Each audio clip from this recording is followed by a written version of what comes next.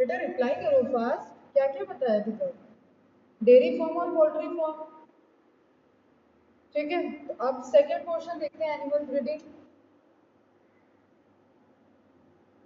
हाँ I think अभी ठीक है, फिर भी 14 स्टूडेंट।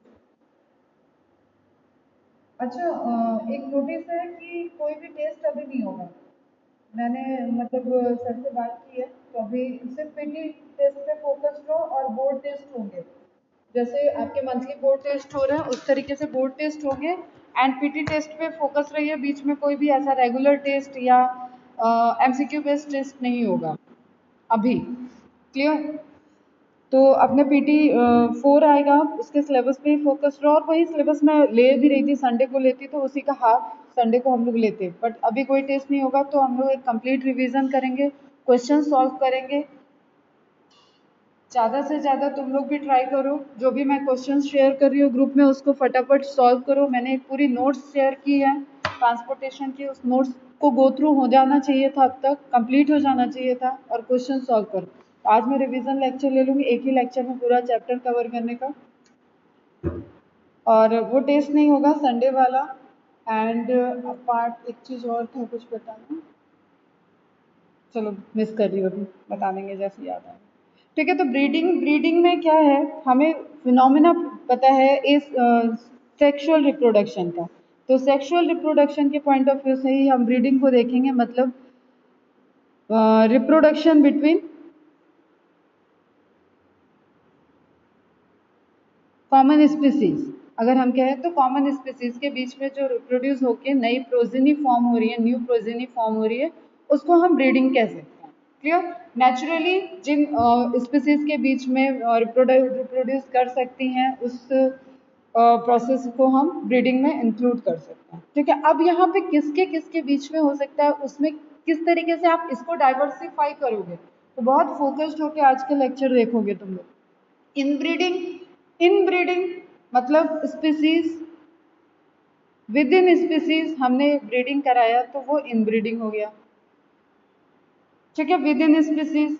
अब यहाँ पे एक चीज कॉमन आ जाएगी कि इनके बीच में रिलेशनशिप भी क्लोजली रिलेटेड होना चाहिए। जैसे अगर जस्ट सपोज कि एक इंडियन ह्यूमन बींग है, उसने ब्रिटिशियन से शादी की, ठीक है, तो वो क्या है, वो कैसा है, इनब्रीडिंग है, लेकिन is they are closely related.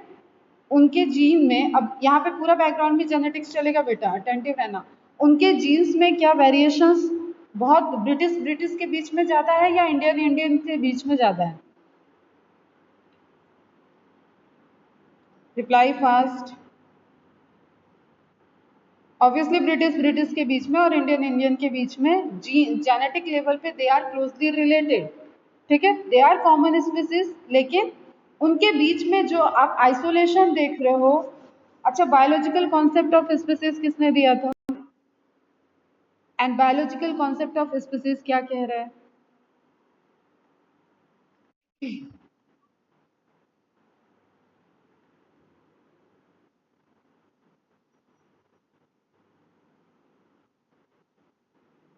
Linnaeus नहीं, मेयर, हाँ करेक्ट, अर्न्स्ट मेयर ने दिया था। और बायोलॉजिकल कॉन्सेप्ट ऑफ स्पीसीज क्या कहती है? हम क्लोजली रिलेटेड स्पीसीज के बीच में, क्या कहता है बायोलॉजिकल कॉन्सेप्ट ऑफ स्पीसीज?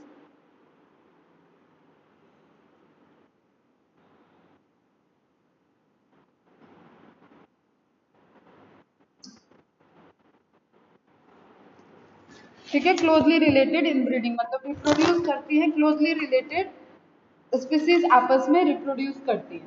तो हमें यहाँ पे क्या देखना है बेटा कि इनब्रीडिंग बेसिकली एक ब्रॉड स्पेक्ट्रम में हम देखें तो that is breeding between the same breeds. ठीक है, same species same breed, species अलग हो गया टर्म और सेम ब्रीड अलग हो गया। जब हम इंडियन ह्यूमन पॉपुलेशन की बात कर रहे हैं तो दैट इज ह्यूमन स्पीसीज का, होमोसेपियंस का वो इंडियन ब्रीड हो गया। समझना एकदम एक एक पॉइंट को अच्छे से। ठीक है, क्लियर? अब यहाँ पे आपको कॉन्सेप्ट ध्यान रखना है कि जब भी इनब्रीडिंग होगी तो वो अप टू 4 to 6 जनरेशन वो रिलेटेड होने चाहिए एक दूसरे से, मतलब उनका कॉमन एक एंसेस्टर कॉमन होगा। अभी अटेंटिव होकर सुनो, फिर रिवाइज कर देंगे हम इसको। कॉमन एंसेस्टर होगा, इस एंसेस्टर से ही ये ट्री डेवलप हो रही होगी और अब ये बहुत पुराना कॉमन एंसेस्टर नहीं जाना है कि बोल दो कि मैम हम सब तो चिंपैंजी से ही आए हैं, तो हम सब इनब्रीड कर रहे हैं, क्लोजली रिलेटेड है। वो closely related is different thing. यहाँ पे हमने एक कंडीशन लगा दी कि 4 to 6 जनरेशन तक उनका एक कॉमन एंसेस्ट्री होना चाहिए, रिलेटेड होना चाहिए। अब जेनेटिक्स पॉइंट ऑफ व्यू से बताओ यहाँ पे जेनेटिक कैरेक्टर्स कैसे फ्लो कर रहे होंगे? It resulted in formation of what? क्या फॉर्म करेगा ये?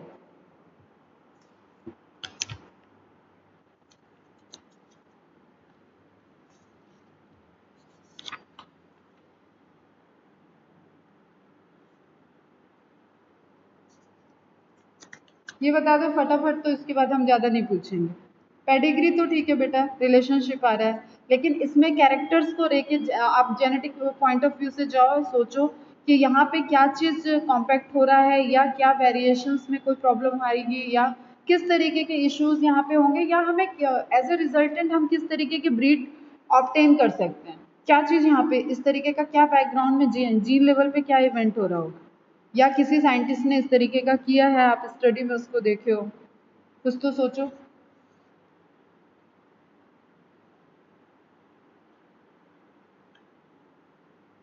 सेल्फिंग से रिलेट करो। रेसेसिव कैरेक्टरिस्टिक में बिकम विजिबल, यस करेक्ट, ठीक है। यहाँ पे अब चांसेस क्या है, हम सबको पता है कि वाइल्ड कैरेक्टरिस्टिक्स वो हैं जो नेचुरल कैरेक्टरिस्टिक थे, किसी भी स्पीसीज के नेचुरल कैरेक्टरिस्टिक्स को हम बोलते हैं वाइल्ड कैरेक्टरिस्टिक। और इन वाइल्ड कैरेक्टरिस्टिक्स में जो म्यूटेशंस हुए उनसे जो कैरेक्टरिस्टिक, मतलब डोमिनेंट वाला फेस ये हो गया डोमिनेंट कैरेक्टरिस्टिक, एंड जो भी म्यूटेशन से रिजल्टेंट कैरेक्टरिस्टिक आए उनको हमने ग्रुप किया था कि रेसेसिव कैरेक्टरिस्टिक होते हैं। और रेसेसिव कैरेक्टरिस्टिक अपने को होमोजाइगस केस में एक्सप्रेस करते हैं। एक तो ये पोर्शन आ गया। कई चीजें हैं बेटा, यहाँ बैकग्राउंड में देखो आप, जब मेंडल ने अपनी प्योर लाइन को जनरेट किया था तो वो क्या कर रहे थे, सेल्फिंग कर रहे थे, मतलब एक ही ब्रीड में वो बार बार क्रॉसिंग करा रहे थे। Is it clear? समझ में आ रही है? तो उसके रिजल्टेंट उनको जो भी डिजायर्ड कैरेक्टर उनको चाहिए उससे उन्होंने प्योर लाइन जनरेट कर लिया, ठीक है, एक प्योर लाइन बना दिया। और जो हम चाह रहे थे वही, अब जैसे रोमन सिविलियन वाला केस याद है, कौन सी डिजीज बताई थी मैंने डिसऑर्डर में? रोमन्स में कौन सी डिजीज थी?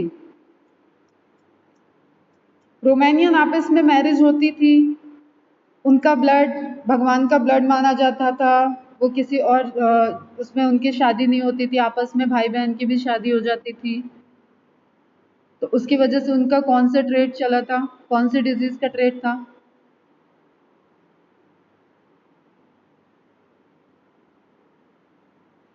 अटेंटिव होके और रिप्लाई करना, मैंने कल ही बोल दिया था, आज के लेक्चर में बहुत सारी चीजें रिकॉल होंगी।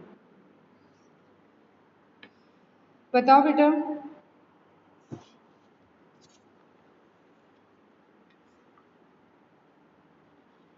रॉयल फैमिली, चलो रॉयल फैमिली का बताओ।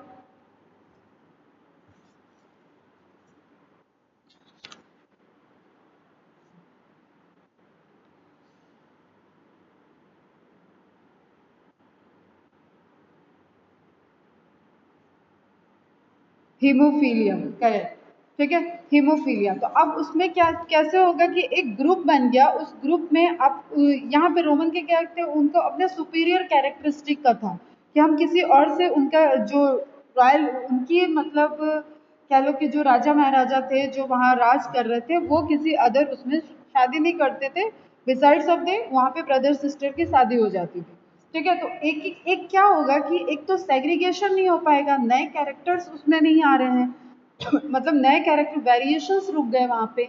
और दूसरा, रिसेसिव कैरेक्टर्स अगर पेयर में एक्सप्रेस हो गए तो जो म्यूटेंट कैरेक्टर्स हार्मफुल होंगे, रिसेसिव हमेशा हार्मफुल नहीं होंगे, but most of the case में they cause disease, harmful effect को शो करते हैं क्योंकि वो वाइल्ड का म्यूटेंट पार्ट है। तो अगर रिसेसिव के अब यहाँ पे होमोजाइगोसिटी के बनने के चांसेस हाई हो गए, हम एक ही ट्री में एक ही जगह जा रहे हैं, वहाँ पे बार बार हम वहाँ क्रॉसिंग करा रहे हैं एंड उससे जो प्रोजेनी डेवलप हो रही है, तो एक तो कैरेक्टरिस्टिक्स फ्लो एक लिमिटेड पूल में हो गया, ठीक है, वो लिमिटेड कैरेक्टरिस्टिक में ही बार बार कॉम्बिनेशन बन रहे हैं, कोई नए वेरिएशंस वहाँ नहीं आएंगे, ठीक है। तो ये कॉमन सी चीज़ें जो बैकग्राउंड में थी ना बेटा, उनको ध्यान रखना। अभी हम इन सब चीज़ों को रिलेट करते हैं। पहले स्टार्ट को एक फ्लो के उस पर सुन लो। जब हम जनरेशन की बात कर रहे हैं, क्लोजली रिलेटेड की बात कर रहे हैं, then we follow the inbreeding. ठीक है, अब यहाँ कंफ्यूजन कहाँ आती है? आउटब्रीडिंग। आउटब्रीडिंग अगर हम तुम्हें पूछे तो लिखा भी है जैसे बिटवीन डिफरेंट ब्रीड, लेकिन यहाँ ये नहीं लिखा है कि बिटवीन डिफरेंट स्पीसीज। मैंने पहले बोला, ठीक है, ब्रीड और स्पीसीज में फर्क है, क्लियर? तो बिटवीन डिफरेंट ब्रीड्स है, लेकिन सेम स्पीसीज में भी हो सकता है, तो यहाँ पे वेरिएशंस है। इन ब्रीडिंग क्लियर है? इन ब्रीडिंग मतलब between same breeds they have close relationship about at least 4 to 6 generation. कोई ना कोई उनका कॉमन एंसेस्टर होना चाहिए, वो कॉमन ट्री के क्लोजली रिलेटेड होने चाहिए। ठीक है, एनिमल्स के केस में ही बात कर रहे हैं अभी, तो वो ह्यूमन के केस में यहाँ पे वेरिएशंस आ जाएंगे, लेकिन जब हम एनिमल हस्बेंड्री के पॉइंट ऑफ व्यू से देखेंगे तो यहाँ पे हम अलग उनको पॉजिटिव वे में देखेंगे। क्लियर बेटा? जैसे मेंडल ने प्लांट के केस में देखे तो मेंडल ने प्योर लाइन को ऑब्टेन किया by following the selfing process. Clear? तो ये क्या हो गया? इनब्रीडिंग। अब आउटब्रीडिंग में आए तो आउटब्रीडिंग क्या कहता है? बिटवीन डिफरेंट ब्रीड्स, अलग अलग ब्रीड्स हो सकते हैं, वो क्लोजली रिलेटेड नहीं होंगे। ठीक है, क्लोजली रिलेटेड नहीं होंगे, लेकिन हो सकता है कि 4 to 6 जनरेशन के पहले, अब यहाँ मैंने रेस्ट्रिक्शन दिया है कि 4 to 6 जनरेशन पहले उनका एंसेस्ट्री रिलेशनशिप होना चाहिए, लेकिन यहाँ पे वो कंडीशन नहीं है। क्लियर? जैसे हम सब ओरिजिनेट हुए हैं तो हमारे कॉमन एंसेस्टर हैं।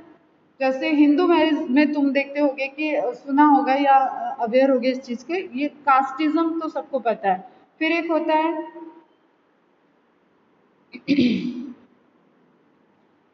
एक होता है कि गोत्र को मैच करते हैं। ठीक है, तो गोत्र में, कास्ट में वो अलग अलग, एक कास्ट में हम एक उसमें चले गए, उसके बाद गोत्र से अगर हम और बैकग्राउंड में जाएंगे तो वो गोत्र के अकॉर्डिंग, अगर सेम गोत्र के हैं मतलब आप कहीं ना कहीं आप भाई बहन, इस तरीके का होता है, तो गोत्र नहीं मिलना चाहिए, ये भी चीज देखा जाता है। तो उससे क्या होता है कि भाई वेरिएशन उन्हें साइंटिफिकली नहीं पता है, लेकिन एक्चुअली क्या हो रहा है कि भाई कॉमन जीन्स मिक्स होते हुए ऐसी कैरेक्टरिस्टिक्स ना आए कि कोई ऐसा होमोजाइगस पेयर बन जाए जिससे हार्मफुल इफेक्ट हो। तो उसका साइंटिफिक व्यू यही है कि वेरिएशंस आते जाए।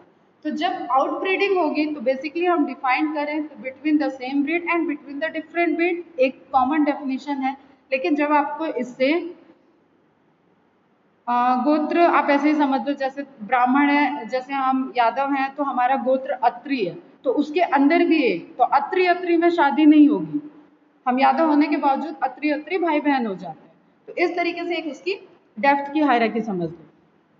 तो बिटवीन डिफरेंट ब्रीड है, लेकिन out crossing, cross breeding and inter specific, ये सब अब इसके वेरिएशंस हो गए, तो कलेक्टिवली ये क्या हो जाएंगे? इंक्लूडिंग इनटू आउट ब्रीडिंग, जहाँ पे आप डिफरेंट ब्रीड के बारे में बात कर रहे हो, लेकिन जब इसको आउट क्रॉसिंग कहोगे तो out crossing is a type of out breeding जहाँ पे आप 4 to 6 जनरेशन तक कोई रिलेशनशिप ना हो। इन ब्रीडिंग में देख रहे थे कि हम रिलेटेड हों, यहाँ पे एक तरीके का सेपरेशन आ सकता है, लेकिन इस केस में अगर कोई क्लोजली रिलेटेड नहीं है और उनके बीच में क्रॉसिंग हो रहा है या हम कोई हायर कैरेक्टरिस्टिक्स को देख रहे हैं तो हम उनसे फिर एक ही स्पीसीज में ब्रीडिंग करा सकते हैं। आउट क्रॉसिंग में यहाँ 4 to 6 जनरेशन का रिलेशनशिप होना चाहिए। आउट क्रॉसिंग में सेम स्पीसीज हो सकती हैं, लेकिन उसके ऊपर मतलब 4 to 6 जनरेशन के पहले कहीं रिलेटेड होने चाहिए, that should be not closely related. Clear है बेटा ये चीज? तो सेम स्पीसीज, अब यहाँ पे गलती कहाँ होती है? जब ऑप्शन में आता है कि outbreeding between the same species या find out the incorrect one sentence, तो ये क्लोजली रिलेटेड इस तरीके से चीजें लिखी रहती है, जहाँ पे breed, species and 4 to 6 generation mention कर देगा, तो आपको बहुत क्लोज ऑप्शंस मिलेंगे। तो अटेंटिव वे में आउट क्रॉसिंग क्या हो गया कि उनके बीच में कोई क्लोजली रिलेटेड नहीं है, लेकिन वो कर सकते हैं। क्रॉस ब्रीडिंग क्या हो गया कि एकदम स्पीसीज डिफरेंट है, डिफरेंट ब्रीड्स हैं, उनके बीच में कोई भी एंसेस्ट्री रिलेशन, बहुत नियर बाय एंसेस्ट्री रिलेशन नहीं है। ठीक है, एकदम ही मतलब हम साउथ अफ्रीका में चले गए और इंडिया में निग्रो और इंडियंस के बीच में चले गए, तो वो कैसा हो गया? Cross breeding. या क्यों भाई सारी क्यों? एक मिनट रुको मैं चेक कर लूँ।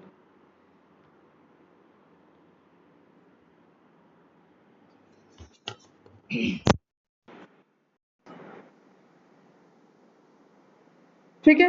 और क्रॉस ब्रीडिंग अगर पूछा जाएगा आपको हाइब्रिडाइजेशन के पॉइंट ऑफ व्यू से, तो that is again a cross hybridization, different different species के बीच में अगर हम, हाँ यही हम बता रहे हैं कि आउट ब्रीडिंग सेम स्पीसीज में हो सकता है but they should be not closely related, close relation नहीं होगा। और इन ब्रीडिंग से क्या होगा, होमोजाइगोसिटी आ जाती है। अब इन ब्रीडिंग से अगर होमोजाइगोसिटी आई, या इसको इन ब्रीडिंग डिप्रेशन बोलते हैं, कि कोई कैरेक्टर्स जो है वो वहां पे अब प्योर कैरेक्टर जो हमें चाहिए था वो एक्सप्रेस नहीं हो पा रहा है, वो डोमिनेंट नहीं है, हेट्रो होमोजाइगस रेसेसिव आ चुका है, वो एक्सप्रेस हो रहा है।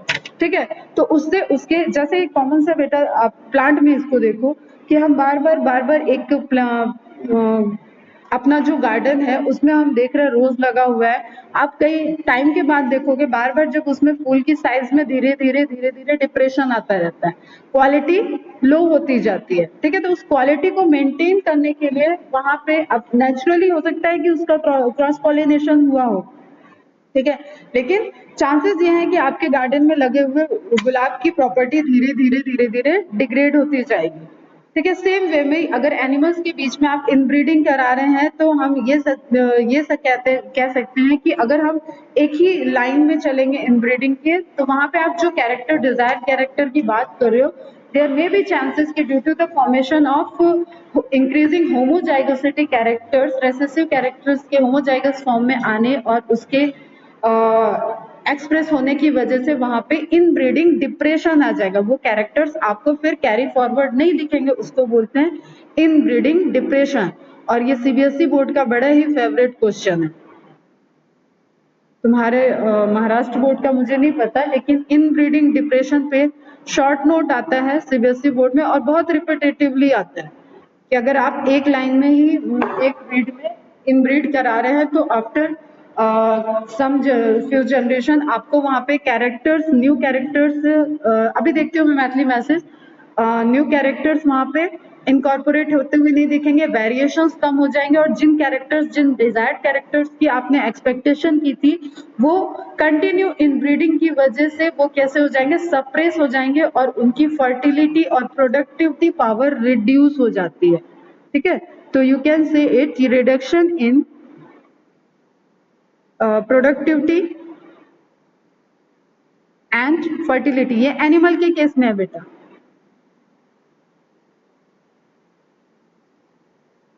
Is it clear? ठीक है, फिर ये तो हो गया इनब्रीडिंग डिप्रेशन, इनब्रीडिंग से रिलेटेड। अब इसका ओवरकम, अगर हम तुमको यहीं पे पूछे कि इससे हमें ओवरकम करना है तो तुम क्या कर सकते हो? जेनेटिक्स पढ़ चुका है बेटा, इतने अच्छे से पढ़ा है, बताओ खुद से बताओ, अगर हमें इस प्रॉपर्टी इस जो हमें रिपोर्टेड हो रहा है और वी आर साइंटिस्ट, तो हम इससे ओवरकम कैसे कर सकते हैं?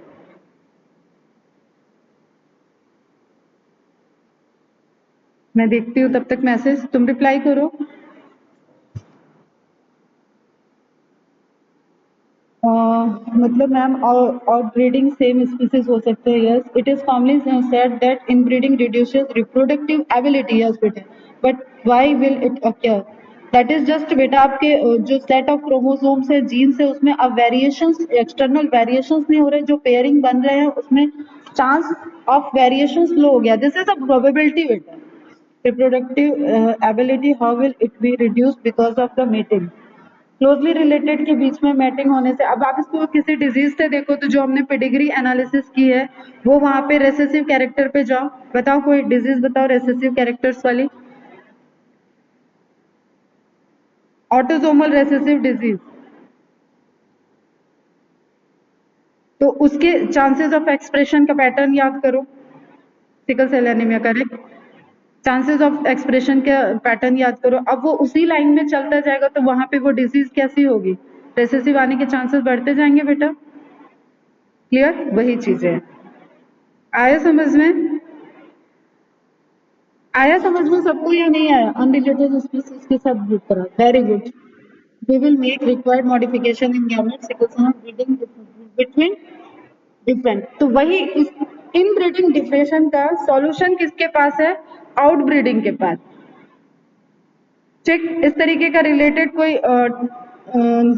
लॉजिकल क्वेश्चन आएगा तो सॉल्व कर पाओगे। इनब्रीडिंग में अगर इनब्रीडिंग की वजह से डिप्रेशन आया तो उसको ओवरकम किससे करेंगे? आउटब्रीडिंग से। Same species but not closely related, उनके बीच में क्रॉसिंग करा देंगे तो हम वो जो कैरेक्टर डिप्रेस हो रहे थे उनके चांसेस, उनकी प्रोबेबिलिटी बढ़ जाएगी कि हम न्यू कैरेक्टर, न्यू पूल से कैरेक्टर इनकॉर्पोरेट कर जाएंगे वहां पे। ठीक है बेटा, एक मिनट, क्या कह रही मैथिली? हाँ, but reproductive ability means individual ability to produce progeny. यहाँ पे रिप्रोडक्टिव एबिलिटी मतलब उसकी फर्टिलिटी से नहीं है बेटा, कैरेक्टर से है। ठीक है, मतलब वो स्टेराइल नहीं हो जाएगा, लेकिन कैरेक्टर्स का वेरिएशंस एंड वेरिएशंस नहीं आएगा तो आपको कुछ ऐसे हो सकते हैं कि कॉमन कैरेक्टरिस्टिक्स आ गए तो फिर सेग्रीगेशन में भी उसका इफेक्ट पड़ेगा। अब जो लास्ट वन यहाँ पे दिख रहा है इंटर स्पेसिफिक, वो एकदम क्लियर है। तो interspecific is again a part of outbreeding. जब हम डिफरेंट स्पीसीज के बीच में क्रॉस कराने की बात करें, ठीक है, तो वो क्या हो जाएगा बेटा? Inter specific. Is it clear? तो हम स्पीसीज के पॉइंट ऑफ व्यू से बोले या ब्रीड के पॉइंट ऑफ व्यू से बोले, टर्मिनोलॉजी आउटब्रीडिंग ही क्वेश्चन में पूछी जाएगी, लेकिन यू शुड हैव फोकस कि क्वेश्चन पूछ क्या रहा है और आंसर आपको क्या देना है। Is it clear? आउटब्रीडिंग में ही एक टाइप्स ऑफ आउटब्रीडिंग में आ जाता है इंटर स्पेसिफिक हाइब्रिडाइजेशन। तो जो आप सुपीरियर कैरेक्टरिस्टिक्स मेल का, सुपीरियर कैरेक्टरिस्टिक्स फीमेल का, और उनके बीच में आपने क्रॉस करा दिया और आपने डिजायर्ड कैरेक्टरिस्टिक्स को मेल या फीमेल में डिजायर्ड कैरेक्टरिस्टिक्स को ऑब्टेन किया, उससे जो प्रोजेनी बनेगी वो क्या होगी? इंटर स्पेसिफिक होगी। तो interspecific is again a type of outbreeding. Ma'am, reduction in productivity and fertility को ओवरकम कर सकते हैं, just selected animals should be mated of same species. हाँ, सिलेक्शन से भी जो कंट्रोल पूरा ये कंट्रोल ब्रीडिंग वगैरह होती है उससे भी कर सकते हैं, लेकिन उसके पीछे फिनोमिना यही होगा बेटा कि वो क्लोजली रिलेटेड नहीं होने चाहिए। इतनी सी बात समझ में आई? फिर से हम एक बार रिकॉल करा रहे हैं, ब्रीडिंग को हम देख रहे हैं। Breeding is a common phenomena of sexual reproduction. जब स्पीसीज आपस में ब्रीड करती हैं तो उसको हम कलेक्टिवली ब्रीडिंग कह सकते हैं। क्लियर? कहते हैं मतलब। इन ब्रीडिंग क्या हो गया? जब हम सेम ब्रीड में, सेम स्पीसीज की सेम ब्रीड में क्रॉसिंग करा रहे हैं, they should be very closely related. उनका कोई common ancestor, 4 to 5 generation common ancestor होना चाहिए। इस तरीके की अगर हम लाइन में, इस तरीके की अगर हम पेडिग्री में ब्रीडिंग करा रहे हैं, क्रॉसिंग करा रहे हैं, तो वो क्या कहलाएगी? Inbreeding. क्लियर? इसके अपोजिट, इसका वाइस वर्सा हो गया कि हम सेम स्पीसीज में करा रहे हैं या आउटब्रीडिंग, सिंपल डिफरेंट ब्रीड के बीच में हमने क्रॉसिंग कराई। अब यहाँ पे आउट क्रॉसिंग जो हुआ पहला टाइप, वहां पे क्या है? हम सेम स्पीसीज की सेम डिफरेंट ब्रीड में करा रहे हैं या बस उनके 4 to 6 जनरेशन से ऊपर उनका कोई कॉमन एंसेस्टर हो सकता है, but ancestor should not be in, मतलब उनके बीच में कोई क्लोजली रिलेशन नहीं होना चाहिए up to 4 to 5 generation. Cross breeding, यहाँ पे cross breeding to different breed के बीच में हमने क्रॉसिंग करा दिया, उनका दूर दूर तक कोई मतलब दूर दूर बहुत पुराना इवोल्यूशन वाला दूर नहीं, एक बहुत आपस में कोई क्लोजली रिलेशनशिप नहीं है। अब आप ह्यूमन के पॉइंट ऑफ व्यू से देखोगे तो रिप्रोडक्टिव एज लंबी है, लेकिन किसी एनिमल के पॉइंट ऑफ व्यू से देखो कि उसका साइकिल लाइफ स्पैन कितनी जल्दी जल्दी कंप्लीट हो सकता है, तो हो सकता है कि ये 4-5 साल के हम एक ब्रीड की बात कर रहे हैं जिसमें कई जनरेशन वहां पे क्रिएट हो चुकी है और उनके बीच में कोई क्लोजली रिलेशनशिप नहीं है। ठीक, फिर वो डिफरेंट स्पीसीज की बात करें तो that should be interspecific hybridization. तो आपको टर्म्स को एकदम ध्यान में रखना है कि inter specific is also a type of outbreeding, जबकि इन ब्रीडिंग में ऐसा कोई वेरिएशंस नहीं होता है। इन breeding is just in breeding. Clear बेटा? अब एक ये डिफरेंस चार्ट लगा हुआ है, जितनी अभी तक मैंने कथा कही उसको शायद इसमें समराइज किया होगा। विजिबल है क्या ये?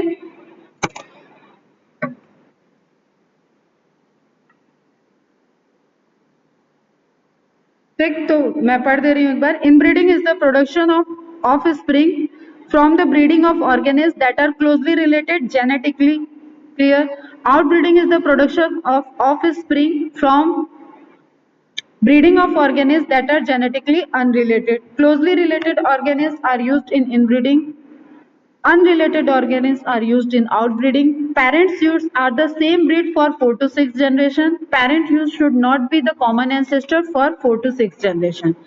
Mating occurs between individual of the same species. Mating occurs between separate species, genera, breeds और variety. Important point है बेटा, यहीं पे बच्चे कंफ्यूज होते हैं, ठीक है, तो ये आपको मार्क करके रखना है. Occurs between genetically similar organisms. Inbreeding occurs between genetically somewhat dissimilar. जितना हम जीनस के पॉइंट ऑफ व्यू तक अगर बात कर दे रहे हैं इंटरस्पेसिफिक की, सेम जीनस के दो डिफरेंट स्पीसीज के बीच में अगर हमने ब्रीडिंग करा दी तो वो क्या हो जाएगा, समवॉट डिसिमिलर ऑर्गेनिज्म हो जाएंगे. तो ये क्वेश्चन अगर ये आएगा तो वहां पे आपको इस तरीके का क्लोजली रिलेशन का क्वेश्चन होगा, तब ये कंफ्यूज करेगा. जब occurs between genetically somewhat dissimilar organism, somewhat dissimilar, जब हम 4 to 6 जनरेशन के क्लोजली रिलेशन की बात करेंगे तो वो बहुत ज्यादा सिमिलर होंगे. जितना ऊपर हम जाते रहेंगे उनमें वेरिएशंस बढ़ता जाएगा. Typically reduces the vigor of the offspring, increase the vigor, variations, ठीक है, increase the vigor of the offsprings. Outbreeding में होगा. Used for the development of pure lines by increasing heterozygosity, homozygosity होगा. Used for the development of pure line by increasing homozygosity होगा, ये correct करना इसको. Used for the production of hybrid species with desirable characteristic. Used for the production, hybrid बना रहे हैं तो अब देखो यहाँ पे किसको ले लिया उसने, इंटरस्पेसिफिक को ले लिया. तो हर एक पॉइंट में आपको मिक्स कॉन्सेप्ट दिख रहे हैं, तो इसलिए आपको बेस क्लियर होना चाहिए कब कौन सा स्टेटमेंट करेक्ट होगा. तो क्वेश्चन पे डिपेंड करेगा कि आपसे पूछा क्या गया है. Harmful recessive alleles may be expose loss of fertility and productivity. और यही क्या होता है, inbreeding depression. This phenomena is known as inbreeding depression. Success rate of mating is less, fertility may be lost. Fertility किस case में loss हो सकती है, जब हम इंटरस्पेसिफिक ब्रीडिंग करा दिए, ठीक है, तो अब उसको मियोसिस के टाइम में वहां पे गैमेट का फॉर्मेशन नहीं होगा तो उनकी फर्टिलिटी खत्म हो जाएगी. तो again this statement depend on की क्वेश्चन क्या पूछा है, ठीक है. सारे आउटब्रीडिंग में फर्टिलिटी लॉस नहीं हो सकती है. फर्टिलिटी ओवरकम करने के लिए भी हमने आउटब्रीडिंग बताया. तो that all phenomena is dependent on question. बेटा क्वेश्चन क्या पूछ रहा है उस पर होगा. एग्जाम्पल जैसे सेलेक्टिव ब्रीडिंग हम करा रहे हैं, सेल्फ ब्रीडिंग करा रहे हैं, and back cross. Back cross क्या होता है बेटा, what is the difference between back cross and test cross? And outbreeding में breeding of individual in two population of the same genus, ये inbreeding इंटरस्पेसिफिक ब्रीडिंग का एग्जांपल हो गया. तो आप ये सारे स्टेटमेंट अगर एक साथ इन पे जाओगे बेटा तो कंफ्यूजन दिख रहा है ऑब्वियसली, बट ये सब पूरा एक ब्रॉड स्पेक्ट्रम है. तो आपको बहुत अच्छे से समझना है कि क्वेश्चन क्या पूछ रहा है, एनालिटिकल वहां पे क्या चीज हमसे पूछी गई है, लॉजिकल क्या पूछा जा रहा है. चलो आंसर करो. बैक क्रॉस से हम क्या मेंटेन कर सकते हैं, F1 फर्स्ट फ्लियर जनरेशन से किसी भी पैरेंट का क्रॉस करा दे तो उसको बैक क्रॉस कहते हैं. एंड टेस्ट क्रॉस,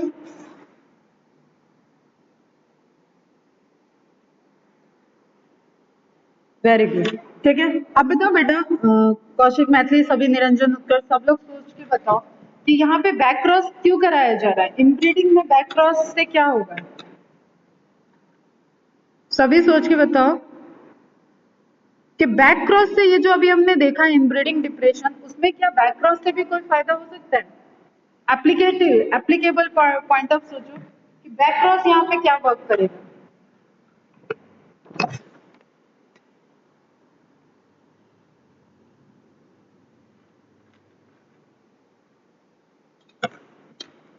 अब इसके जवाब में ये वाला स्टेटमेंट करेक्ट हो जाएगा बेटा.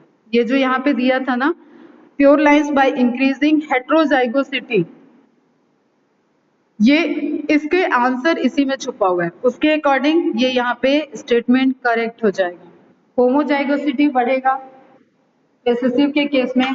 और बैक क्रॉस हम कराएंगे, अब सुनो ध्यान से, बैक क्रॉस अगर हम कराएंगे तो वहां पे हमेशा बैक क्रॉस किसके साथ होना है, रेसेसिव के साथ तो होना नहीं है. रेसेसिव पेरेंट जैसे हम टीटी कह ले और टीटी कैपिटल टी कर ले या कैपिटल टी स्मॉल टी ले ले, व्हाटएवर, ठीक. तो जो होमोजाइगस रेसेसिव के साथ अगर हम करा रहे हैं तो वो टेस्ट क्रॉस हो जाएगा, और बैक क्रॉस अगर हम रैंडम कराते जा रहे हैं तो हमें पॉसिबिलिटी क्या होगी कि हम डोमिनेंट को हमेशा उसमें मेंटेन रख पाएंगे। समझना इस चीज को, फिर से बोल रही हूँ, डोमिनेंट कैरेक्टरिस्टिक को वहां पे हम ओवरकम रख पाएंगे, रिटेन, तो रेसेसिव होमोजाइगस के चांसेस कम होते जाएंगे। Is it clear? समझ में आया? उससे क्या होगा, बाय इंक्रीजिंग हेट्रोजाइगोसिटी ट्रेट ये दिखेगा और हेट्रोजाइगस ट्रेट दिखेगा। मतलब टॉल, अगर पी प्लांट टॉल आ रहा है तो वो टीटी भी हो सकता है और टीटी भी हो सकता है, होमोजाइगस डोमिनेंट भी हो सकता है एंड हेट्रोजाइगस डोमिनेंट भी हो सकता है। क्लियर? तो ये कंडीशन मेंटेन रहे, इसके लिए बैक क्रॉस इस केस में ओवरकम, ये भी बैक क्रॉस भी ओवरकम कर सकता है। समझ में आया? तुम लोग रिलेट कर पाए मैं क्या बोली अभी? And this is again a possibility, एक सॉल्यूशन के पॉइंट ऑफ व्यू से इसको देखेंगे। कॉन्सेप्ट समझ में आया? Test cross is cross between phenotypically dominant and recessive parent. It may be possible, but again we were not genetically different, rather related than the same breed.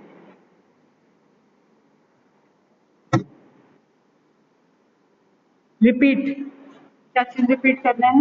मैं बोल रही थी कि बैक क्रॉस से क्या पॉसिबिलिटी बढ़ेगी। बैक क्रॉस से बेटा, अगर हम क्या इसकी इनब्रीडिंग डिप्रेशन में एक पॉसिबिलिटी हमने लिया कि होमोजाइगस रेसेसिव के केस ज्यादा हैं, जैसे सपोज कि टीटी ए, अगर ये होमोजाइगस आएंगे तभी ये अपने को एक्सप्रेस करेंगे। हेट्रोजाइगस रहेंगे तो ऑब्वियसली डोमिनेंट वाला एक्सप्रेस करेगा, ठीक है। ए हेट्रोजाइगस है तो डोमिनेंट एक्सप्रेस करेगा, या हम इसको कोई रेसेसिव कैरेक्टर ऑटोसोमल डिजीज का, कोई रेसेसिव डिजीज का मान ले तो इसको डिजीज कॉज करने के लिए ए में आना पड़ेगा। इतना तो आई थिंक सबको याद होगा। क्लियर? तो ए में ये नहीं आए तो हम एक बैक क्रॉस इनका कराते रहे हमेशा डोमिनेटिंग प्लांट ब्रीड के साथ। हम जब टेस्ट क्रॉस करा देंगे तो हमें पता चल जाएगा कि रेसेसिव पेरेंट कौन सा है। लेकिन अब हम सेलेक्टिव बैक क्रॉस कराते रहे कि जिसके पास डोमिनेंट रेट है, तो इस पूल में ये जो आगे हायरार्की हमने जो पेडिग्री हम बना रहे हैं उस पूल में होमोजाइगस आने की प्रोबेबिलिटी कम हो जाएगी, क्योंकि वहां पे डोमिनेंट हमेशा अपने को एक्सप्रेस करेगा। यही हम कह रहे हैं। और नहीं समझ में आया तो अब इंडिविजुअल कॉल वगैरह कर लेना। चलो आगे बढ़ते हैं। फिर से एक चार्ट देख लो, इनब्रीडिंग आउटब्रीडिंग में comparison, mating of closely related individual with in the same breed for 4 to 6 generation देखा हमने। ब्रीडिंग द अनरिलेटेड, ये पॉइंट समझ में आ गया। It can be divided into it can not be divided into further types. In breeding को फिर हमने कहीं डिवाइड नहीं किया, लेकिन आउटब्रीडिंग के केस में डिवीजन है। It includes outcrossing, cross breeding and interspecific hybridization. ये सब collectively it is a type of outbreeding. Clear? Mating is between same species. Mating can be between, can भी लिखा हुआ है, ठीक। कैन बी मतलब इंटर स्पेसिफिक या cross breeding हम जब कंट्रोलेबल पॉइंट ऑफ व्यू से करेंगे तो हम डिफरेंट स्पीसीज के बीच में भी करा सकते हैं, और क्लोजली रिलेटेड नहीं होंगी 4 to 6 जनरेशन तक तो भी वो टाइप ऑफ आउटब्रीडिंग को शो करेंगे। अब देखो किस तरीके से क्वेश्चंस पुट होंगे। Outcrossing and cross breeding both are type of outbreeding. तो ध्यान से देखो, आउट क्रॉसिंग अब फिर से वही कॉन्सेप्ट है लेकिन थोड़े थोड़े डिफरेंस है। It is the practice of mating of animals within the same breed but having no common ancestor on other side of their pedigree up to 4 to 6 generation. Cross breeding, it refers to the mating of superior males of one breed with the superior female of another breed. अब cross breeding में भी क्या हो गया, ये inter specific को ले आया। तो interspecific is a type of cross breeding.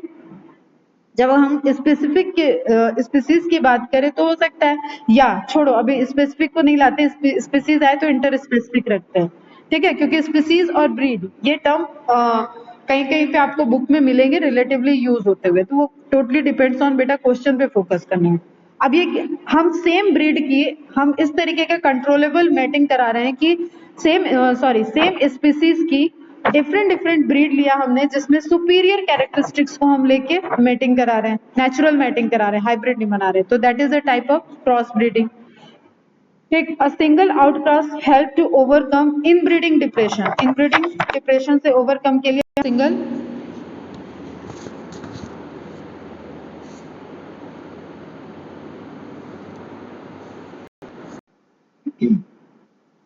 ठीक है।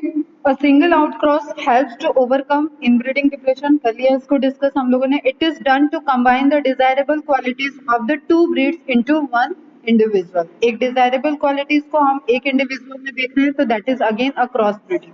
एडवांटेज क्या हो गया? It is the best breeding method for animal that are below average in productivity and growth rate. अगर प्रोडक्टिविटी और एक हम एवरेज किसी एवरेज प्रोडक्शन की बात कर रहे हैं तो वहां पे ये सबसे बेस्ट मेथड में आ जाएगा आउट क्रॉसिंग। बट अगर हम हाइब्रिड के पॉइंट ऑफ व्यू से देखें तो क्रॉस ब्रीडिंग में हमें डिजायरेबल कैरेक्टर्स दिखेंगे। द हाइब्रिड प्रोजेनी में be directly use for commercial production. और ऑब्वियसली जब हम इसको ह्यूमन कंट्रोल वे में फॉर्म करा रहे हैं डिफरेंट ब्रीड्स के बीच में तो वो हम किसी न किसी कमर्शियल पर्पज से, किसी न किसी उसके आउटकम प्रोडक्टिविटी के पॉइंट ऑफ व्यू से ही वहां पे हम उसको यूज कर रहे हैं। अगेन आपको डायरेक्ट पूछता है आउट क्रॉसिंग आउट ब्रीडिंग, तो बोथ यू नो कि out crossing is the type of out breeding. तो दोनों में एक क्लोजली डिफरेंस जो हम देख रहे हैं कि ब्रीड से रिलेटेड आएगा वो यहाँ पे मेंशन हो जाएगा। This refers to the mating of animals within the same breed but having no common ancestor 4 to 6 generation. वो आउट ब्रीडिंग की डेफिनेशन जो थी वो आउट क्रॉसिंग में आ गया। इन दिस मेथड अब बाकी सबको उसने आउट ब्रीडिंग में डाल देगा। In this method superior males of one breed are mated with superior females of another breed. तो it is now defining the interspecific breeding को। ठीक है, समझ में आ रहा है किस तरीके से एक ही वर्ड के अंदर कॉन्सेप्ट आपको कब किस बेसिस पे कंपेयर करना है। सेम चीज है लेकिन डेफिनेशन आउट ब्रीडिंग एक ब्रॉडर स्पेक्ट्रम हो गया, उसके अंदर आउट क्रॉसिंग है, उसके अंदर क्रॉस ब्रीडिंग है, उसके अंदर इंटर स्पेसिफिक ब्रीडिंग है। तो जब क्लोजली रिलेटेड जिस तरीके से क्वेश्चन पुट करेगा उसके अकॉर्डिंग आपको आंसर करना पड़ेगा। Helps to overcome. अब आप यहाँ पे बोलिए मैम कि आउट ब्रीडिंग भी तो यही चीज है ना। नहीं, यहाँ पे आउट ब्रीडिंग में आउट क्रॉसिंग को अलग करके पूछ रहा है। अब आउट क्रॉसिंग को स्पेसिफिक करना पड़ेगा तो वो जो पॉइंट आउट क्रॉसिंग का है कि 4 to 6 जनरेशन, वो पॉइंट यहाँ पे मेंशन होगा और आउट ब्रीडिंग से वो पॉइंट आउट क्रॉसिंग में चला गया। ठीक है, although outcrossing is a type of outbreeding. Has to overcome inbreeding depression, develop new stable superior breeds. Clear है यहाँ पे बेटा? अब ये तुम नोट कर लोगे, हिजार्डल क्वेश्चन में पूछा गया हुआ है। हिजार्डल जो एक ब्रीड की जनरेट की गई थी वहां पे हायर कैरेक्टरिस्टिक की बिकानेरी को और बिकानेरी इल्स को एंड मेरिनो रैम्स को क्रॉस करा के देन हिजार्डल को डेवलप किया गया था। तो फर्स्ट वन इज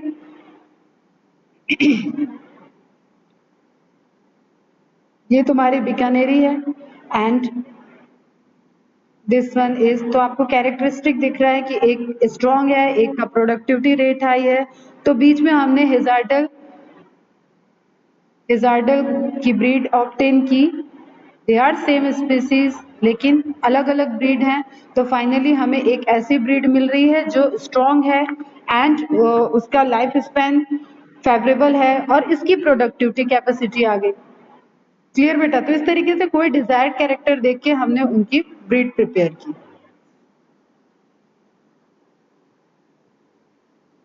ठीक है, अब जैसे सिवॉल ब्रीड ऑफ काउ, हमारे इंडिया की जो टॉप ब्रीड है दैट इज साहिवाल। सिवॉल नहीं, साहिवाल ब्रीड काउ में, पंजाब वगैरह की ब्रीड है ये।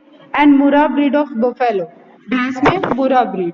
तो ये हायर ब्रीड है। तो अब हमारा क्या है, जब हम फूड एनहेंसमेंट की बात करेंगे, जब हम इनको कंजर्व करने की बात करेंगे तो हम चाहेंगे कि जो इनकी जेनेटिक प्रॉपर्टी है वो कंजर्व रहे। ठीक है, तो हम इन ब्रीड को इनके इनके जो गैमेट्स हैं उनको क्रायो प्रिजर्वेटिव वे से या उनके एक कंट्रोल कॉम्बिनेशन, क्रायो प्रिजर्वेशन तो है ही, इन सब का क्रायो प्रिजर्वेशन हो चुका है, हो रखा है कि ये ब्रीड कहीं एक्सटिंक्ट ना हो जाए। तो एक ट्राई, अब ये जरूरी नहीं कि हर क्रायो प्रिजर्वेशन हमारे आउटपुट दे ही देगा, बट जो हम कर सकते हैं, हम अपने नॉलेज और साइंस के अकॉर्डिंग जितना हम लोग को पता है उसके अकॉर्डिंग इनके ब्रीड को स्टोर किया जा रहा है कि ये एक्सटिंक्ट ना हो। क्लियर? तो साइवल ब्रीड, मुरा ब्रीड एंड ये हिजार्डल, ये सारे टर्म्स, सारे स्पीसीज के नाम आपको याद रखने बेटा, ये क्वेश्चंस आए हुए हैं जब आउट ब्रीडिंग इन ब्रीडिंग से रिलेटेड आते हैं। फिर इंटरब्रीडिंग की तो बेस्ट एग्जांपल ये एनिमल किंगडम में भी पढ़े हुए हो, म्यूल का फॉर्मेशन, ठीक है, वही है हॉर्स एंड डंकी, उनके बीच में जब क्रॉसिंग होगी कौन मेल होगा कौन सा फीमेल होगा। चलो ये चार्ट देख लो फटाफट फिर एनसीईआरटी के पॉइंट्स देखते हैं। ठीक है, अपर साइड में देखो टॉप रो पे डंकी और हॉर्स के male characteristic, male donkey male horse को रखा गया है, एंड लेफ्ट साइड में डंकी और हॉर्स के फीमेल पेरेंट फीमेल इंडिविजुअल को रखा गया। अब फीमेल डोंकी है एंड मेल डोंकी है तो ऑब्वियसली डोंकी प्रोड्यूस होगा। फीमेल डोंकी है एंड मेल हॉर्स है तो हिनी प्रोड्यूस होगी, जो कि सबसे ज्यादा यूज में खच्चर मोर स्ट्रॉन्ग उसमें आती है। ठीक है, इसके पास क्योंकि ये मेल वाले हॉर्स वाले कैरेक्टरिस्टिक्स आते हैं तो उसकी वजह से ये काफी ज्यादा एक्टिव, एक जो मीडियम एक्टिव वाली चाहिए उसके लिए हिनी बेस्ड होती है। देन हॉर्स फीमेल है एंड डोंकी मेल है तो आपको फॉर्मेशन होगा म्यूल खच्चर, जो कि और ये सभी क्या होते हैं स्टेराइल हो जाएंगे। उसके पीछे का भी रीजन वही है कि उनकी जो गैमेट फॉर्मेशन की मियोसिस की प्रोसेस है वहां पे होमोलोगस पेयरिंग नहीं हो पाएगी, उनके बीच में अच्छे से मियोसिस हो ही नहीं सकता क्योंकि वेरिएशंस है ना, क्रोमोसोमल लेवल के वेरिएशंस पे है तो वो एक साथ ऐसे अरेंज ही नहीं होंगे कि वहां पे मियोसिस हो पाए एंड प्रोड्यूस हो पाए, गैमेट का फॉर्मेशन हो जाएगा। जब गैमेट का फॉर्मेशन नहीं होगा तो फ्यूजन नहीं होगा, फ्यूजन नहीं है तो ऑब्वियसली वो स्टेराइल हो गया। क्लियर है बेटा? फिर एक ये इंफॉर्मेशन भी देख लो कि अब हमें पता है कि टॉप ब्रीड अगर हमें पता है तो उसको हम आर्टिफिशियल इंसेमिनेशन से उसके सीमेन को इंट्रोड्यूस कर सकते हैं। जस्ट अगेन रिप्रोडक्शन वाले चैप्टर में चले जाओ और याद आ जाएगा सब कुछ। ठीक है, हम सीमेन ले लिए, हम स्पर्म्स कैरेक्टरिस्टिक्स हमें पता है, हायर कैरेक्टरिस्टिक्स जैसे यहाँ पे दिया है मूरा बैफेलो जिसका भी एग्जांपल हम लोगों ने बात किया, एंड उसके बाद हमने इसको इसकी सेल कर रहे हैं, इसके सीमेन को सेल कर रहे हैं। तो अब आर्टिफिशियल इंसेमिनेशन से एआई से हम उसको इनकॉर्पोरेट करा सकते हैं डिफरेंट फीमेल में। ठीक है, कुछ बताना है क्या इसमें? तो हम एक हायर प्रॉपर्टी को लिया और उसको फीमेल में हम इनकॉर्पोरेट करा दिए। अब ये हायर प्रॉपर्टी जो इस मेल गैमेट की है वो पास ऑन होगी, तो इसलिए इसके सीमेन को भी सेल किया जाता है। क्या कह रहे हो उत्कर्ष?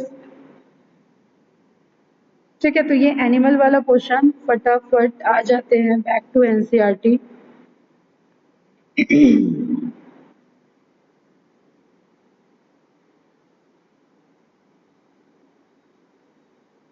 यहाँ तक किसी को कोई doubt?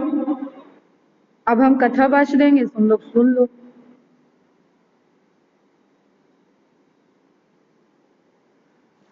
Can mules interbreed with each other to produce a fertile offspring? नहीं, naturally नहीं है ये। Can mule be produced naturally? नहीं बेटा, ऐसा नहीं है। Animal breeding of animals, of an important aspect of animals husbandry. Animal breeding aims at increasing the yield of animals and improving the desirable qualities of the produce.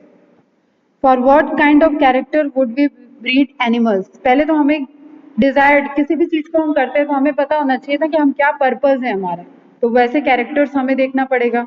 अब वो depend करता है कि हम किस तरीके के एनिमल हस्बेंड्री की बात कर रहे हैं।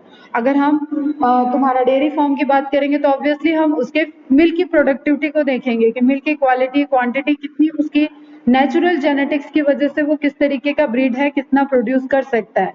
ठीक है, फिर वो कितना डिजीज रेजिस्टेंस है। ठीक, एक देखो सिचुएशनल एनवायरमेंटल फैक्टर का इन सब पे इम्पैक्ट पड़ता है। अब जस्ट तुम इसको रिलेट करो, थोड़ा सा हम बता रहे हैं फिर से बेटा कुछ समझने के लिए, सुनो फिर हम ये पॉइंट बताते हैं। जस्ट रिलेट करो कि एक ऐसा बच्चा है जो कि बहुत पैम्परिंग से ग्रो किया गया है, वो घर से निकल रहा है, कार में बैठ रहा है, जहां भी उसका स्कूल है वहां ड्रॉप किया जा रहा है और पूरा प्रॉपर पैम्पर है, उसको खाना हेल्दी, वो खाना हेल्दी जा रहा है, बढ़िया न्यूट्रिटिव डाइट ले रहा है, लेकिन उसका एनवायरमेंटल एक्सपोजर नहीं हुआ। क्लियर बेटा? ध्यान से समझ, पहले भी ये चीजें बताई मैंने कई बार। अब एक गांव का बच्चा है जो कुछ भी खा रहा है, ठीक, वो मिट्टी भी खाया है बचपन में और वो धूप में भी जा रहा है, वो बाढ़ आ गई है तो बाढ़ में भी वो किस तरीके से रहना है उस तरीके को उसने देखा हुआ है। तो अब ये दोनों जब ग्रो करके 15 साल की एज में पहुंचेंगे, और चलो 15 साल से और थोड़ा बड़ा कर लेते हैं, कॉलेज में जाना है इन दोनों को। अब यहाँ पे तो पैम्परिंग, जिसको पैम्परिंग मिली थी उसको एक ऐसा हॉस्टल, दोनों एक सेम हॉस्टल में पहुंचे, गांव वाला भी बच्चा आया, ये पैम्पर किया हुआ भी बच्चा आया। अब हॉस्टल में तो पैम्परिंग से उसको कॉम्प्रोमाइज करना पड़ेगा, समझना इस चीज को। उसको क्या होगा, वहां का खाना सूट नहीं करेगा, वहां की हवा सूट नहीं करेगी, वहां पे वो रह नहीं पाएगा सही से, ठीक है। वहां उसको गर्मी लगेगी, कभी बिना एसी के रहा नहीं है, चलो एसी हॉस्टल भी मिला, तो वो हॉस्टल से कॉलेज तक जाने में उसको सफर करना पड़ रहा है, समझो इस चीज को। तो उसकी एडॉप्टेबिलिटी इस तरीके की है कि वो एडॉप्टेशन में टाइम लेगा या एडॉप्ट नहीं कर पाएगा, ठीक है। कुछ ऐसे बीमार रहने लगा कि वो, उसका इम्यून सिस्टम अंदर से वीक है, उसने बहुत बढ़िया न्यूट्रिटिव डाइट ली थी, लेकिन बिकॉज ऑफ इन्वायरमेंटल एक्सपोजर उस तरीके का उसने चैलेंजेस ही नहीं देखा अपने ग्रोथ के टाइम में, जिस वजह से उसके वो जीन इंड्यूस ही नहीं हुए, और उस तरीके की एडॉप्टेबिलिटी वेरिएशन जीन्स उसके अंदर एक तरीके से जेनेटिक लेवल पे समझो तो सप्रेस्ड हो गए। अब वो जो गांव से आया था उसने तो पता नहीं क्या क्या देख रखा है, अब उसको तो ये स्वर्ग जैसा लग रहा है। हाँ, एसी लगा हुआ हॉस्टल मिल गया, ये पास में कॉलेज है, हम तो कहाँ नदी क्रॉस करके स्कूल जाते थे, अरे मेरे मेहनत से मेरे दिन बदल गए, वो इस तरीके के थॉट आएगा, तो वो वहां पे अच्छे से सर्वाइवल शुरू करेगा, ठीक है। तो ये क्या हो गया, same species, check, same breed, closer relation की बात नहीं कर रहे हैं, सेम ब्रीड है, इंडिया इंडिया हम एक ही या चलो एक ही स्टेट तक की बात कर दे रहे हैं, वहां के हैं, लेकिन दोनों की ग्रोथ अलग अलग जगह हुई थी। तो हमने कैरेक्टरिस्टिक्स हमें पता होना चाहिए कि अब हम इन दोनों में हम किसी से बहुत विग्रस वर्क कराना चाह रहे हैं या किसी को ऐसे प्रोजेक्ट पे लेने चाह रहे हैं जिसको फील्ड विजिट करना है, फील्ड सैंपल लाना है, जस्ट आप कुछ भी डिजीज से रिलेटेड आप डॉक्टर्स हो तो कैंसर पेशेंट के डेटा लाने हैं, तो कौन सा स्टूडेंट ज्यादा अप्रोप्रिएबल है, किसको चूज करेगा, वहाँ का जो भी उनके प्रोफेसर होंगे वो हिट करेंगे, नॉलेज बेस दोनों का इक्वल है, तो वो किस पे हिट करेंगे, वो जो गांव से बच्चा आया, वो दिखने में स्ट्रांग है, वो कम बीमार पड़ रहा है, ठीक है, वो हर चीज को एंजॉय कर रहा है, उसके पास बीमार होने का टाइम ही नहीं है, वेरिएशन आएंगे ऑब्वियसली, वो भी इंसान है, लेकिन जब हम इस तरीके से देखें तो हम कैरेक्टर्स के बेसिस पे सेलेक्ट कर रहे हैं। इज इट क्लियर, समझ में आ रहा है बेटा। तो उसी तरीके से क्या हो गया, हम ब्रीड को सेलेक्ट कर रहे हैं कि इसकी प्रोडक्टिविटी कैसी है, ये डिजीज रेजिस्टेंस कैसा शो कर रहा है, ठीक है, क्या ये प्रोन टू वेदर चेंज की वजह से ये बहुत प्रोन तो नहीं है कि इसको सर्दी जुकाम हो जाएगा, इस तरीके के हमने पैटर्न्स देखेंगे हम इनिशियली कि जो नेचुरल उस ब्रीड में प्रेजेंट है। इज इट क्लियर बेटा, समझ में आया। अरे यार रिप्लाई तो करो fast.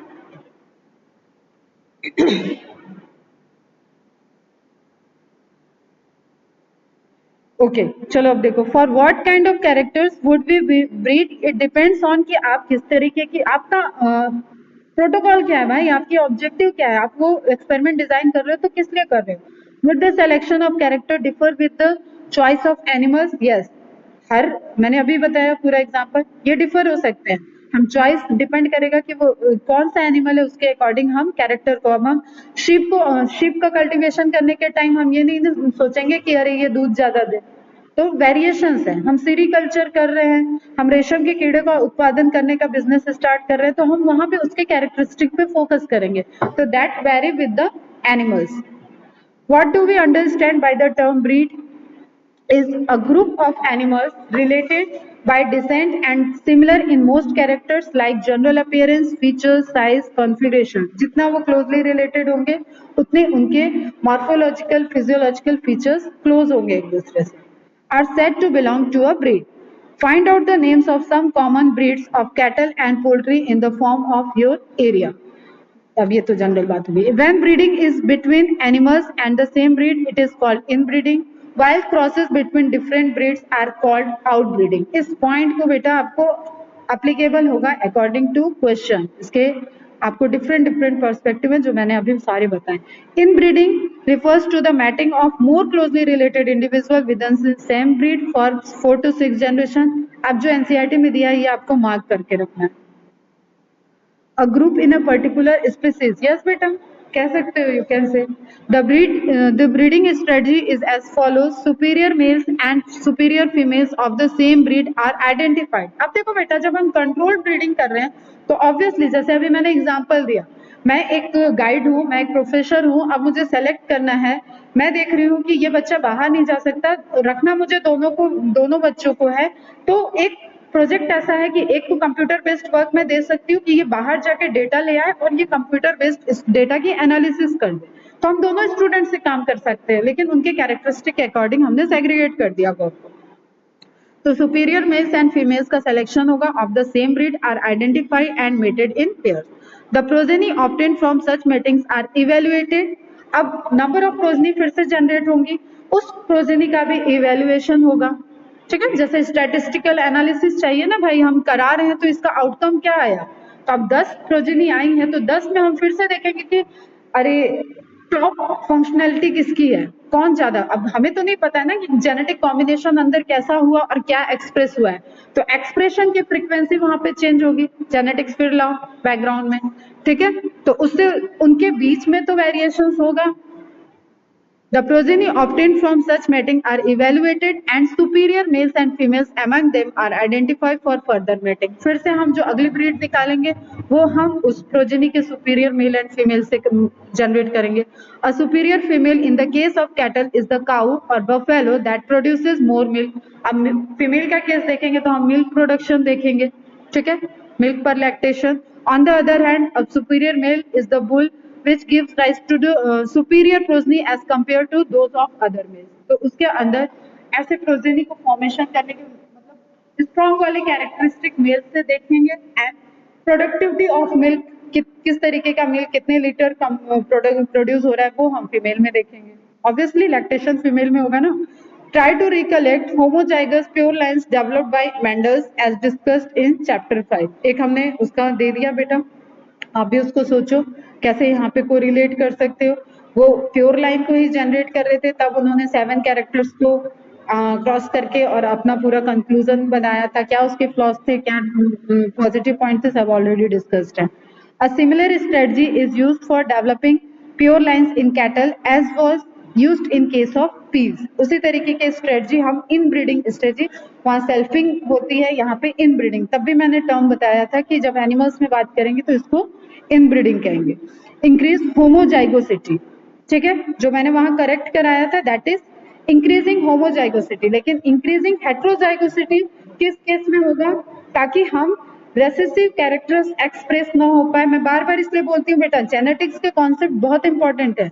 Homozygous recessive characters express ना हो पाए, और वो कौन से कैरेक्टर्स होंगे, हार्मफुल कैरेक्टर्स होंगे, इसलिए हमें हेट्रोजाइगस डोमिनेंट कैरेक्टर को वहां पे मेंटेन रखना पड़ेगा। तो दैट इज अ केस, एक सिनेरियो हो गया। लेकिन जब हम इनब्रीडिंग करेंगे तो उससे क्या होगा, इंक्रीजेस होमोजाइगोसिटी। तो ये बहुत पूछा जाने वाला एक क्वेश्चन बन सकता है बेटा, जहाँ पे आपको कॉन्सेप्ट भी बैकग्राउंड में ध्यान में रखना है। Thus inbreeding is necessary if we want to evolve a pure line in any animal. Inbreeding exposes harmful recessive gene, देखो, that are eliminated by selection. और ये हमें जब इसका मॉर्फोलॉजिकल या फिनोटाइपिकली एक्सप्रेशन की वजह से हम कुछ ऐसा आइडेंटिफाई करेंगे, तो जो इवेल्युएशन अभी ऊपर आया था ना, evaluation selection of in between the progeny, उसके थ्रू हम उसको क्या कर देंगे, एलिमिनेट कर देंगे। Eliminate of less desirable genes. Therefore, this approach where there is a selection at each step increase the productivity of inbreed population। अब हम इतना जब कंट्रोल मैनर में कर रहे हैं और हम पूरा वॉच रखे हुए हैं, हम उसकी एनालिटिकल एनालिसिस भी कर रहे हैं, उसकी क्वालिटेटिव एनालिसिस भी कर रहे हैं, क्वांटिटेटिव एनालिसिस भी कर रहे हैं, तो ऑब्वियसली एट द एंड क्या होगा, रिजल्ट आएगा कि प्रोडक्टिविटी ऑफ इनब्रीड पॉपुलेशन और जो हम चाह रहे थे वो चीज बढ़ रही है। क्योंकि जो नहीं आ रहा है, जो हमारा अनडिजायर्ड चीज है, उसको हम एलिमिनेट भी करते जा रहे हैं। However continued inbreeding, specially close inbreeding, ठीक है, usually reduce fertility and even productivity. जितना क्लोज रिलेटेड होगा वहां पे रिडक्शन ऑफ फर्टिलिटी को भी रिपोर्टेड कर सकते हैं, और उसकी productivity that is again depend on बेटा जेनेटिक कॉम्बिनेशन, किस तरीके का कॉम्बिनेशन उसमें आ रहा है। लेकिन इतना तो हमें पता है कि जब आप बाहर के जीन पूल से जीन एंटर नहीं कर रहे हो तो वेरिएशन तो एक लिमिटेड मतलब उन दोनों के जीन के ही बीच में कॉम्बिनेशन से कॉम्बिनेशन आ सकते हैं अब रिजल्ट के। तो वेरिएशंस आएंगे ऑब्वियसली, जहाँ सेक्सुअल रिप्रोडक्शन हो रहा है वहाँ वेरिएशंस होगा, लेकिन दैट शुड बी लिमिटेड। तो यहाँ पे प्रोबेबिलिटी बढ़ जाएगी कि इनब्रीडिंग डिप्रेशन हो सकता है। This is called inbreeding depression. तो आपसे अगर ऑप्शनल दे के पूछ सकता है कि inbreeding depression is related with, तो उसमें आपको ऑप्शन में आ सकता है रिड्यूस फर्टिलिटी, रिड्यूस प्रोडक्टिविटी, या होमोजाइगस एक्सप्रेसिबिलिटी ऑफ डिजीज, ठीक है, या ऐसे हो सकता है कि डिजीज रेजिस्टेंस डिक्रीजेस, इस तरीके के डैमेजेस, इस तरीके के आपको ऑप्शंस पूछे जा सकते हैं। इज इट क्लियर बच्चा? Any doubt? समझ में आ रहा है सबको? और आज के आज इसको रिवाइज भी करोगे, क्योंकि टेस्ट में आपके दूसरी ही चीजें चल रही है, तो फटाफट आधे घंटे मेरे पढ़ाने के बाद से पढ़ लिया और रिवाइज करके खत्म कर दिया टॉपिक।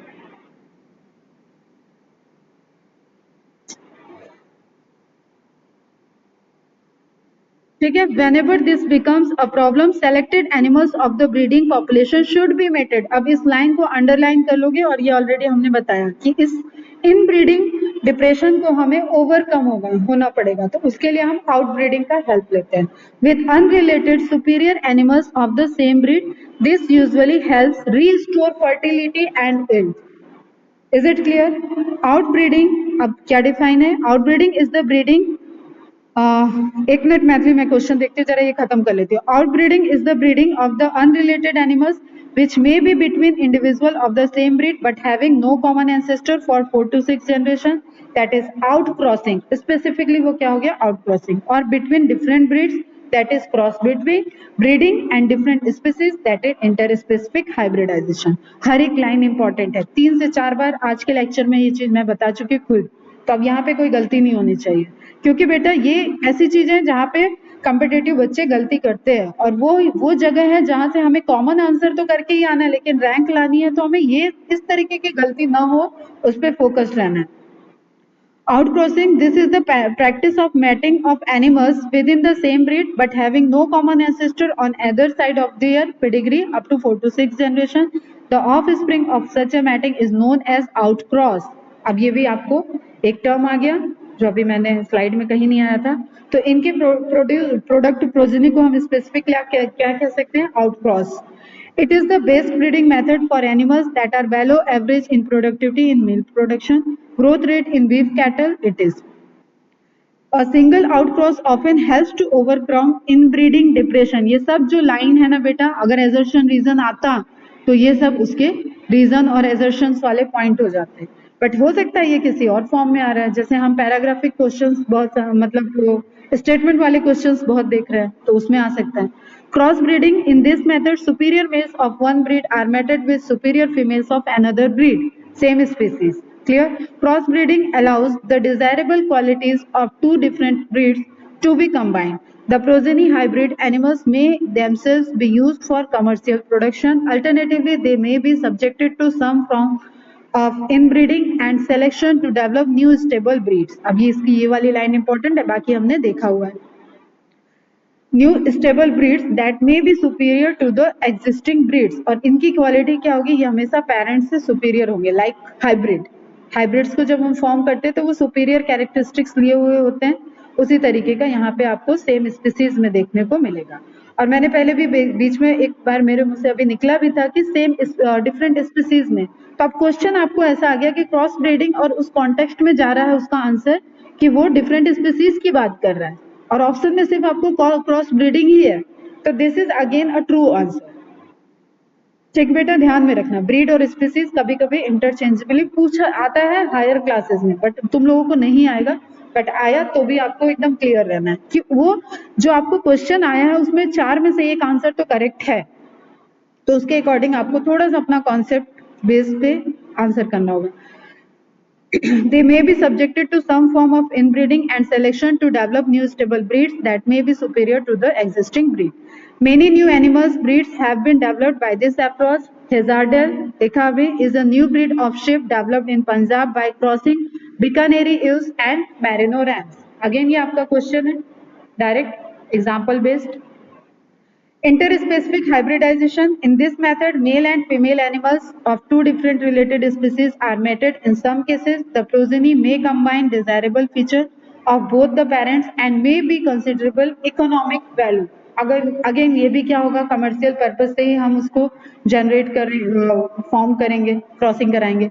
द म्यूल एग्जाम्पल दिया हुआ है. Again, do you know what cross leads to the production of mule? क्या होगा? Male female. देन अब एग्जाम्पल दे रहे हैं, controlled breeding experiment are carried out using artificial insemination. हम कंट्रोल्ड मैनर में कर रहे हैं, उसमें हम एक्सपेरिमेंट अब दे रहे हैं. तो एक फॉर्म उसका क्या हो गया? Artificial insemination. हम सबने इसको देखा है इन विट्रो फर्टिलाइजेशन वाले पोर्शन में. ठीक है बेटा, वही प्रोसेस है. अच्छा चलो क्वेश्चन नोट डाउन करो थोड़ा, तो आंसर करोगे ग्रुप व्हाट्सएप पे, यहाँ पे नहीं लिखोगे. What is the composition of semen? Glands involve, gland secretion, glands के नेम एंड कंपोजिशन. मतलब name of glands, their secretion and उसमें क्या कंपोजिशन है. एक छोटा सा शॉर्ट नोट्स टाइप का पेपर पे लिखोगे और मुझे सेंड करोगे. आज का होमवर्क रहेगा. क्वेश्चन समझ में आ गया?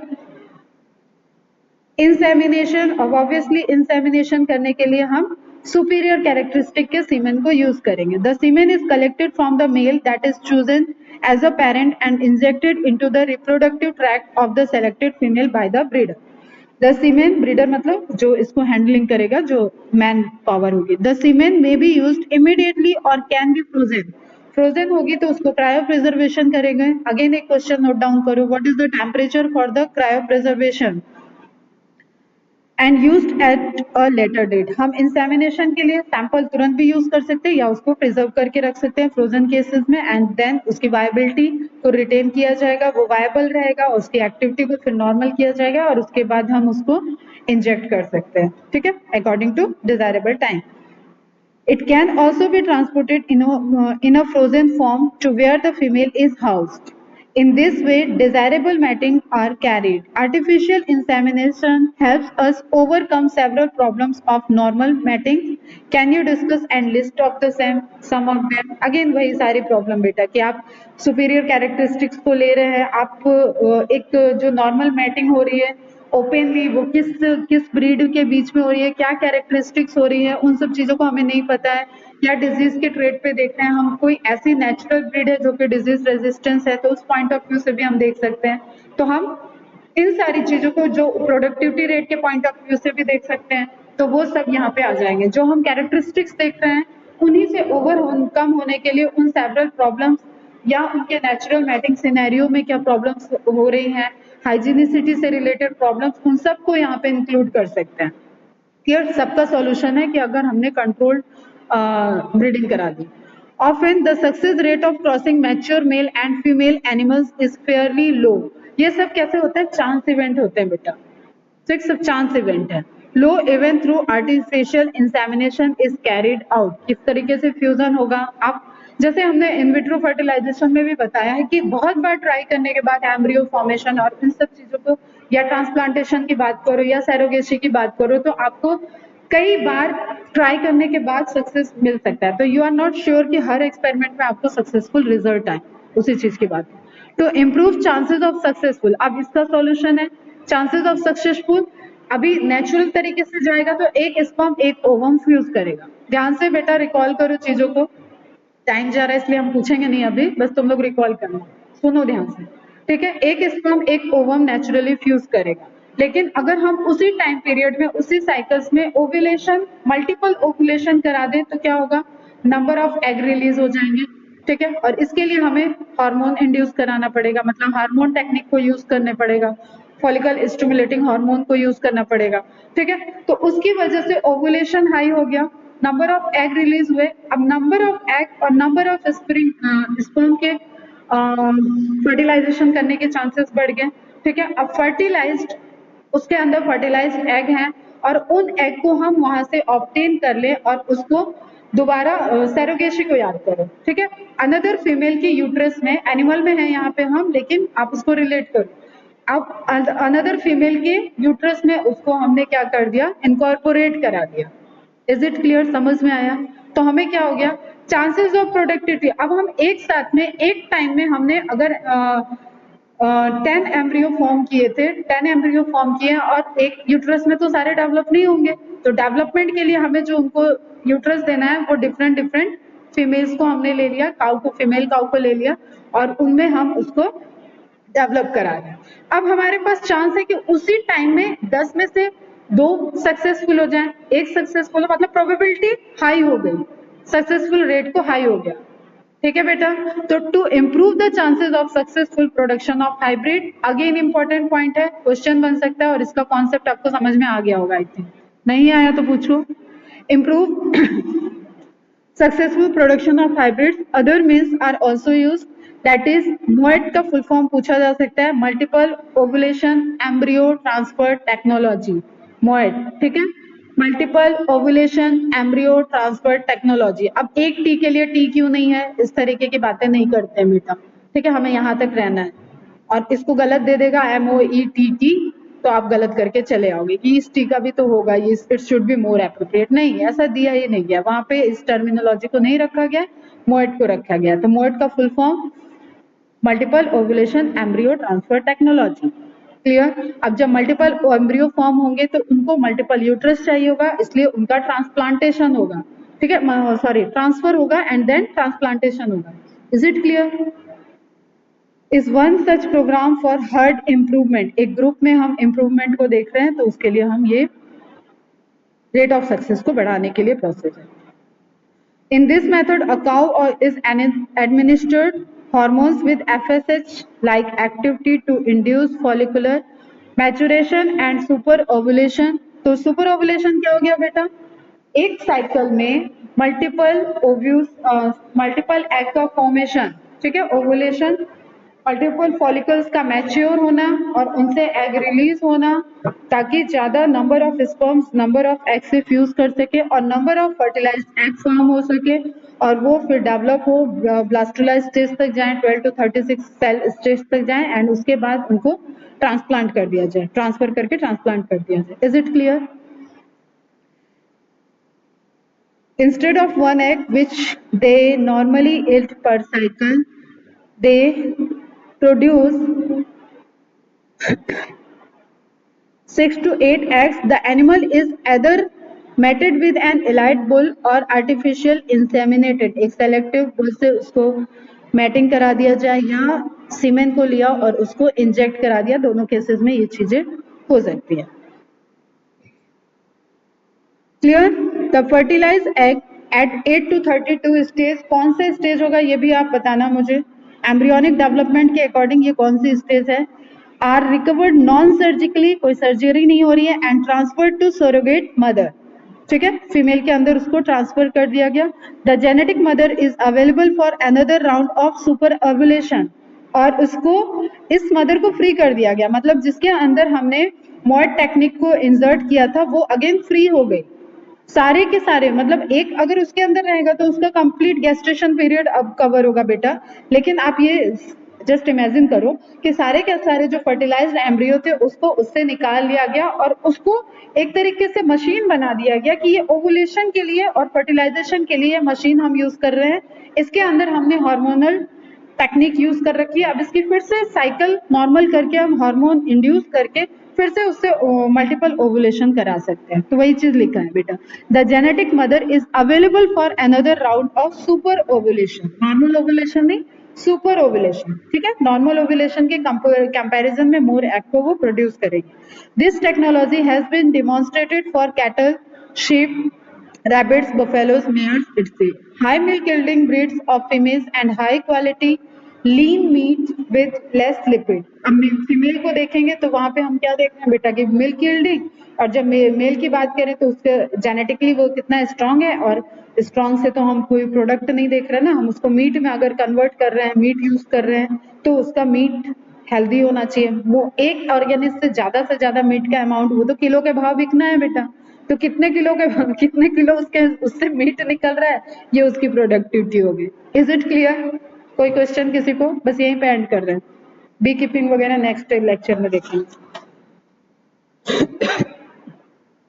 पूरा ब्रीडिंग का फिनोमेना आज जो पढ़ा है उसको रिवाइज करोगे, ठीक है। फिर इनब्रीडिंग डिप्रेशन को रिवाइज करोगे और किस तरीके से कॉम्बिनेशन हो रहा है, होमोजाइगोसिटी, हेट्रोजाइगोसिटी, ठीक, सुपीरियर फीचर्स, इन सब चीजों को रिवाइज करोगे। ओवरकम हम इनब्रीडिंग से कैसे होंगे वो चीजें देखोगे।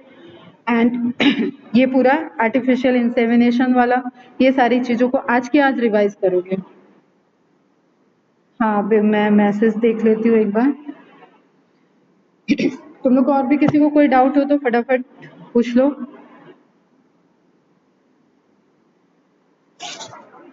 Ma'am, fertility means fertility of progeny, Maithili किस रिस्पेक्ट में था, ये कहाँ पे पूछा था तुमने?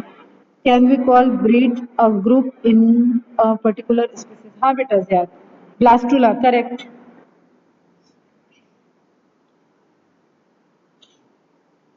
अनुष्का, कशिश, कौशिक, खुशी, मृणाल, श्वेता, उत्कर्ष, वैदेही, ज़ियाद, किसी को कोई कंफ्यूजन?